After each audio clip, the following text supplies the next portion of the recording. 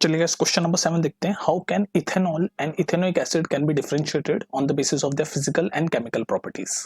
तो इथेनॉल और ethanoic acid ये दोनों को डिफरेंशिएट करना है on the basis of their physical and chemical property. तो देखो फिजिकल प्रॉपर्टी देखते हैं पहले। फिजिकल मतलब जो हम देख सकते हैं, विजिबल है।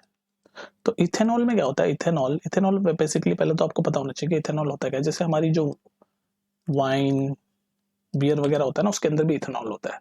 और इथेनोइक एसिड का एक और नाम होता है इथेनोइक एसिड, इसका नाम होता है acetic acid. Acetic acid, ethanoic acid. तो इसका फिजिकल जो प्रॉपर्टी है जिससे कि दोनों को डिफरेंशिएट किया जा सकता है वो ये है कि भाई इथेनॉल का जो होता है ना, वो मेल्टिंग पॉइंट बहुत लो होता है। मेल्टिंग पॉइंट मतलब बहुत लो, मतलब इथेनोइक एसिड से तो लो ही होता है। इसका मेल्टिंग पॉइंट लो होता है, अराउंड 156 केल्विन होता है। और इसका मेल्टिंग पॉइंट होता है अराउंड 290 केल्विन इथेनोइक एसिड का।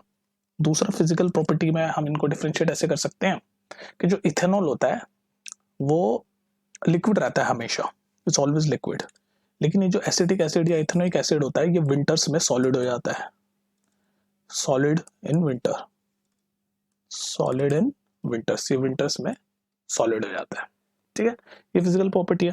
चलो एक और बता देता हूँ, स्मेल। जो इथेनॉल होता है ना, इसकी स्मेल देख लो, वाइन बियर की जैसी स्मेल होती है, यू कैन इमेजिन। थोड़ी प्लेजेंट बोल सकते हैं केमिस्ट्री में। जिसको वाइन बियर नहीं पसंद उसके लिए तो ये भी प्लेजेंट नहीं होगी। तो इथेनॉल की स्मेल प्लेजेंट बोल सकते हैं, लेकिन इथेनॉल की बहुत ही बिटी, बहुत ही शार्प, पंजेंट स्मेल होती है। मतलब काफी तीखी, आसान भाषा में चुभती हुई स्मेल होती है एकदम, चुभती हुई, एकदम एकदम नाक पे चुभेगी आपके। तो इथेनॉइक एसिड की पंजेंट स्मेल होती है। तो ये फिजिकल प्रॉपर्टी से हम इन दोनों को डिफरेंशिएट कर सकते हैं। ठीक है, अब हम देखते हैं केमिकल प्रॉपर्टीज से इन दोनों को कैसे डिफरेंशिएट करते हैं, वो भी देख लेते हैं। ठीक है, अब देखते हैं केमिकल, फिजिकल प्रॉपर्टीज देख ले कैसे डिफरेंशिएट करते हैं। अब देख लेते हैं केमिकल प्रॉपर्टी में ये दोनों कैसे डिफरेंशिएट होते हैं। तो ये आपका इथेनॉल लिख लेता हूं मैं इधर, और ये है आपका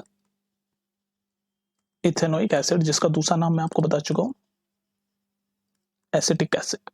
ठीक है, इन दोनों के फॉर्मूले भी आपको पता होने चाहिए, तो काफी कॉमन है। तो इसका इथेनॉल का आपको याद होना चाहिए, C2H5OH होता है।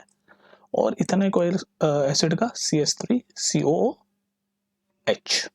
ठीक है, ये कार्बोक्सिलिक एसिड लगा हुआ है ना, फंक्शनल ग्रुप इथेनोइक ओइक, याद आ रहा है? सब सब कनेक्ट करते जाओ। तो इन दोनों के बीच में केमिकल प्रॉपर्टी को हम कैसे डिफरेंशिएट करते हैं।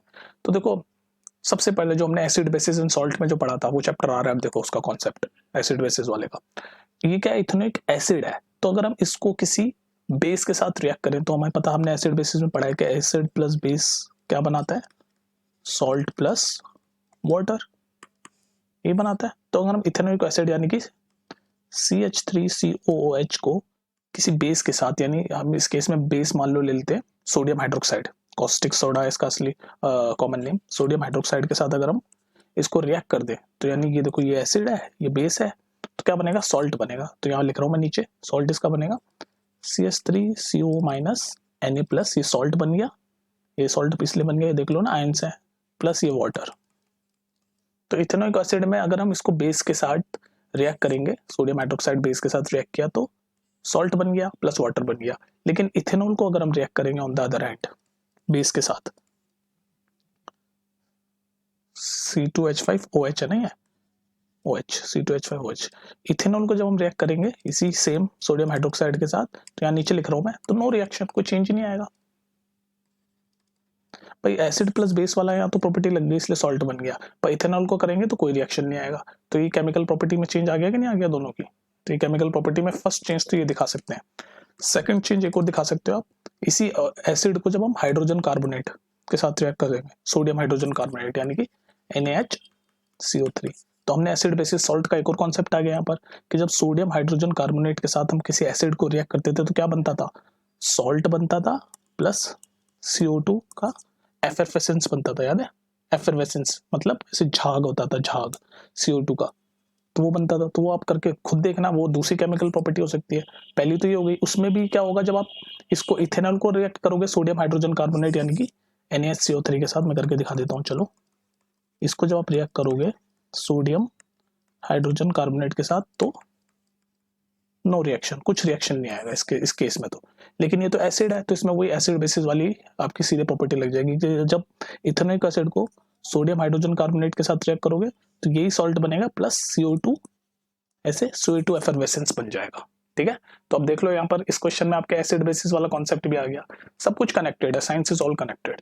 ठीक है, तो समझ आ गया physical and both chemical properties कैसे डिफरेंशिएट करती है इथेनॉल और इथेनोइक एसिड को। चलते हैं नेक्स्ट क्वेश्चन पे, क्वेश्चन नंबर 8।